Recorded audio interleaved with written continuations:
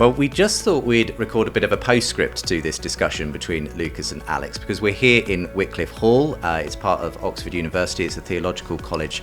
And the person who kindly helped us to arrange being here in this room is Max Baker-Hytch, who is a tutor both at Wycliffe and for OCCA, the Oxford Centre for Christian Apologetics. So, Max, thank you very much for organising this and helping us out. Yeah, of course. It's been great to have you. And I think the last time, actually, funnily enough, I had Alex in person in a studio, you were opposite him. That's right. You may remember that. The argument from reason, was it, Alex, we were debating? Yeah, I think I was woefully unprepared. I don't think so. I think it looked very good. debate. It was a good looking discussion. Yeah, absolutely. No, I did very much enjoy it. But I can't believe that's the last time that it feels like so long ago. Pre-pandemic that was, yeah, long time ago. Anyway, you were on the other side of the camera taking some notes, and I just wondered what you made of how the argument went. Yeah, really enjoyed the discussion. I think the way Alex was framing the divine hiddenness problem was very much in terms of, what would you expect to see in the world if there were the kind of loving God that Christianity describes?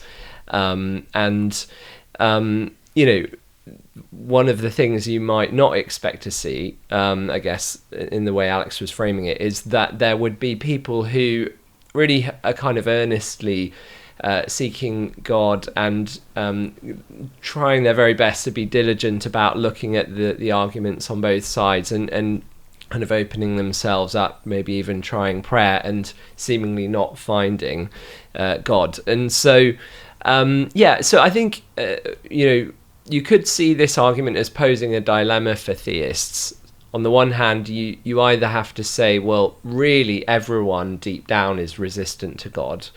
And it's just that we're not very good at introspecting our own psychology and telling what's kind of going on. We deceive ourselves. But really everyone is deep down resisting God. Or you can say, well, no, actually, let's grant that there really are people who are genuinely non-resistant. They really would like to have a relationship with God, and it's not their fault. But God has some good reasons for letting them be in this state.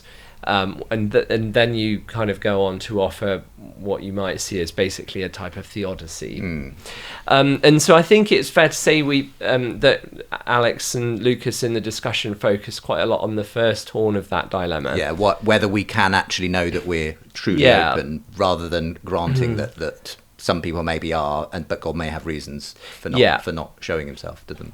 Yeah, exactly. And so, and obviously quite a bit of the discussion focused on, the case of Alex and his own experience of feeling, sincerely like he is trying to be open to God's existence. I think something Alex was saying about the kind of means by which God would want people to come to relationship in him was really interesting. So I think he put it in terms of, natural theology is really interesting for those who have the time and, the luxury of kind of thinking about these sometimes quite arcane arguments. But surely wouldn't God want people to come to him through religious experience and prayer and so on? And I think, I definitely get that. One thing to throw out there is there's a philosopher called C. Stephen Evans who's tried to make the case that you could see natural theology and religious experience as not being so disconnected from each other. And he suggests that actually at the root of the different kind of major natural theological arguments, cosmological, design, moral, and so on, is actually some kind of primordial experience. So, for example, he talks about this sense of cosmic wonder that he thinks most people probably have at some point in their lives, where they just kind of think, gosh, isn't it weird that there is a universe? Why there doesn't seem to have to be a universe, but there is, and doesn't that cry out for some kind of deeper explanation?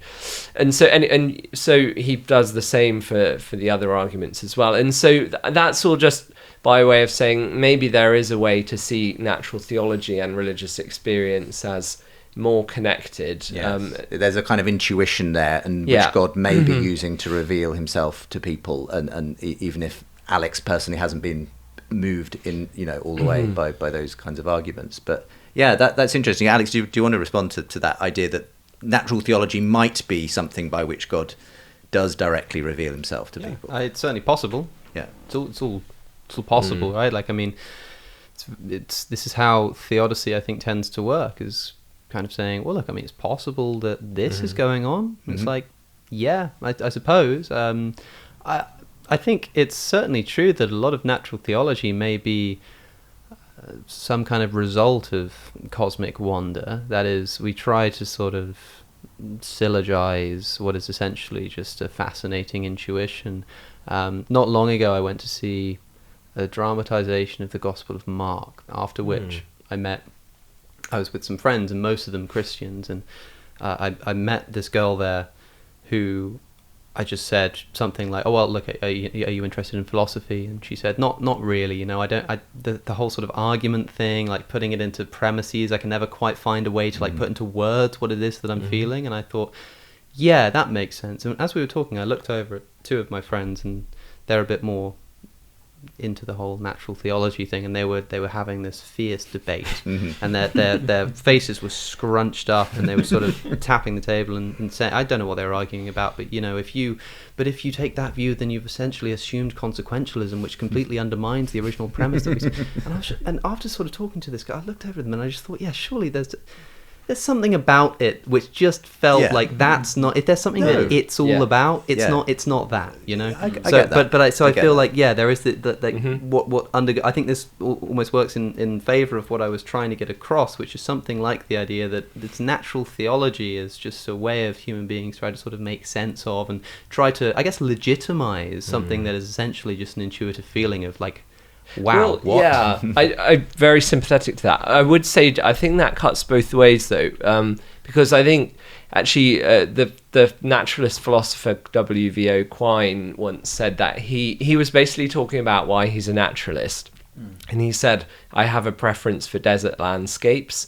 So I think there's something interesting there as well about how actually is our choice of worldview at some level more about just this more holistic, almost aesthetic sense of how it all kind of hangs together in our minds, and actually the arguments that when we try and work out the fine details, those aren't the things that move us. Sure. And so I'm sympathetic to what you're saying, Alex. I just think it can also be true of naturalism. Yeah. Any other thoughts on what came out in the discussion? So one other thought, I think, would be, it was really interesting when Alex was talking about what could take someone from essentially sort of propositional belief in God, or at least some kind of credence that's creeping up above 50%, to relationship with God. And I totally agree that there's a gap there that has to be bridged somehow. And this thing about why an argument does or doesn't move me. When I think about that, actually, in my own case, there are some natural theological arguments that I think are compelling, and I'm not sure whether I would describe myself as being moved by them. It may be more sometimes than others, but I think that raised for me a question of, is the extent to which an argument moves someone, and where I take that to be more than just credence going up. It's something to do with a kind of emotional desire or something that propels you into relationship with God. And is that thing that an argument would need to have to do that? Is that an intrinsic property of the argument, or like the fact of the world out there that is the basis of the argument? Or is it something about my psychology? And I'm probably inclined to think it's the latter. And if that's the case, to what extent should I expect God to be kind of tinkering with my psychology to make me react to the cosmological argument in a certain way that I wouldn't otherwise?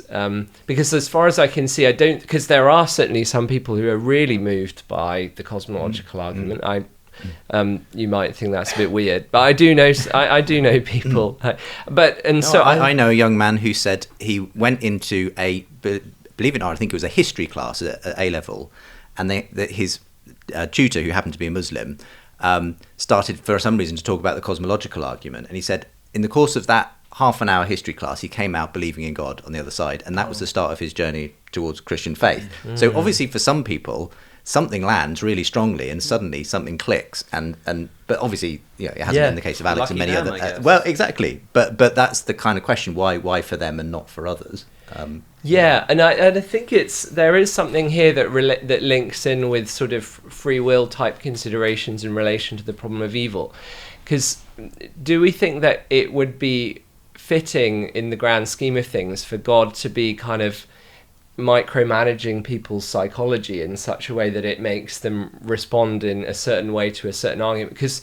the other thing is, for all we know, I mean, our psychologies are so complex and interconnected that if God tinkered with me such that I was, you know, awe-inspired by the Kalam cosmological argument, as it happens I'm not, but if he did that, it might have all sorts of other knock-on effects. I don't know what those would be, that might compromise my freedom in some way. And so I just throw that out there as a question. I think it's something Alex has hit on that's really interesting.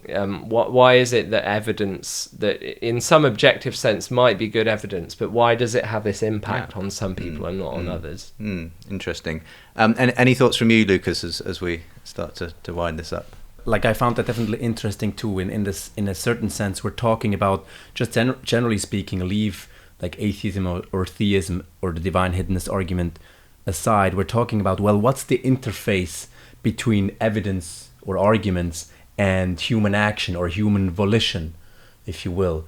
And what's even more complex is, well, what's the interface between God, human psychology, and the evidence? And it's something I need to think about too. It's, you know, what role should God play in kind of tinkering with that interface there? And there's that whole kind of question that I've sometimes wondered about is to what extent is God that interested in just people believing in him? Because faith is not just some kind of rational assent to something, it's obviously more than that.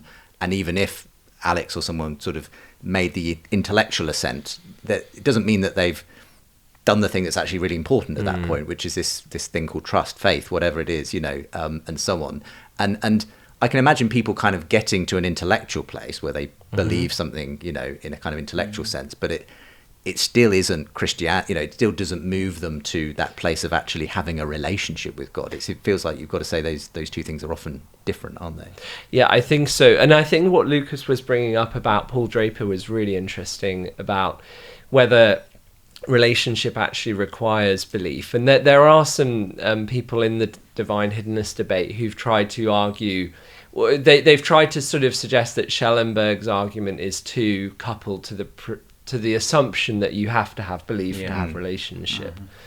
I think that's... Are you kind of personally open to that idea that you could sort of somehow have a relationship even if you didn't formally believe in God? I think so. I mean, there's a paper by Andrew Cullison where he gives an example of a guy who's in a chat room with someone and they fall in love, but then a friend of his convinces him that, or at least throws big doubt on whether the person in the chat room is real. So there are these amazing Turing bots now, and you wouldn't believe it.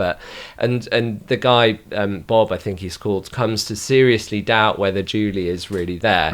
But he nonetheless continues to interact with her, and they seem to be having a relationship. So anyway, I'm quite open to thinking that. But now imagine, you know, the kind of, you get into an online relationship with somebody and you think, wow, this is great, and then they start saying things like, yeah, and you know, I've got myself in a bit of a pickle and you need to send me $2,000. And you think, yeah, okay, that's a bit of a cost. And then your friend's like, are you sure that this person even, and you think, well, no, I'm not actually entirely sure, but you know what, like, it would be so great if it were. I think it's probably rational for me to just act as though it were, just in case. And so the next thing you know, you're getting scammed. And I think, like, you know, unfortunately, like, less crudely, that's kind of what might be happening here, that I'm sort of being scammed out of my sinful ways. There's a different kind of evidence, natural theology, and the kind of thing that I think is usually driven at with divine hiddenness, and it's a more personal kind of evidence or more personal kind of revelation. It's like a good analogy is like with parents or like a father or something like this. So there are different ways in which like my dad could make his existence known to me. Now, he could sort of leave me to go to school, wait years and years before I understand genetics, study biology, understand that all Homo sapiens have two parents and recognize that one of those is male, and then, okay, so I must have a father. Or he could sort of, write me a note saying like, hey, I'm here and, I love you or whatever, or just sort of showing up and like being there in person or whatever. And these seem like different kinds of approaches. Now, natural theology, sort of leaving the evidence of God's existence in the sort of necessity of deriving a necessary being from contingent objects or the fine-tuning of the constants, seems much more like this biological way of approaching the question. It's not quite like, here I am, I'm making myself known to you. It's more like, I've left these sort of weird clues in sort of some of the most obscure areas of the universe. Now, it may be true that God's just trying to meet people where they're at, and it might just be that there are people who are interested in cosmology and biology, and if there's somewhere to meet a person, maybe that's where it is for them. But when somebody says to me, like, look, you have all of this scientific proof or all of this philosophical proof, it's almost a bit like when somebody provides a large mathematical proof of something very important, of like the incompleteness theorem or something that I don't really quite understand. And I'm like, look, I'm sure the maths is solid on this. I'm really sure. I've watched all the diagrams and all the kind of like diagonalization problems, and they're really funky, and now they've animated them. But it's different. It's a different kind of thing to a person being like, look, I'm here, like, touch me. That's a different kind of thing. And so, there might be like this whole wealth of evidence, which, as long as you're confined to the idea that the kind of evidence we're discussing is that which sort of makes us derive the existence or non-existence of some necessary entity, it might be like, with that hat on, this evidence is overwhelming. It's so much more plausible that there is some kind of necessary being at the basis of the universe. Okay, fine, but as soon as you put the hat on of saying that this is a person who, if he wanted to, would be able to sort of personally reveal himself to you, that evidence becomes nothing in comparison. Any thoughts on that, Max? Well, a quick thought. I mean, I think that partly goes back to the thing about C. Stephen Evans, because I think what he's trying to say there is that it's not like confined to stuff that you have to do these complicated derivations. These intuitions of cosmic wonder, or I think maybe even more powerful, kind of people's moral experience of the world, where you might think that people do kind of implicitly go around operating as if they owe these obligations to someone. So all of that kind of stuff does seem to be very readily accessible. And I suppose one other thing is, of course, I don't remotely think there's an argument from the number of people who believe in God to the fact that God exists. But I think the fact that, the vast majority of human beings who've existed have had some kind of religious belief suggests that it must not be hugely foreign to the experience of the ordinary person, that some kind of intuition or something that moves them to end up believing this stuff. It doesn't seem like it's just the preserve of a few philosophers. We'll leave it there, and I've just really enjoyed having some of these thoughts on the back end of the discussion. So thank you very much for again hosting us here, Max, and for giving us some of your thoughts. Thank you, and thank you again, Alex and Lukas. Of course. Thank you. For more conversations between Christians and skeptics, subscribe to the Unbelievable podcast. And for more updates and bonus content, sign up to the Unbelievable newsletter.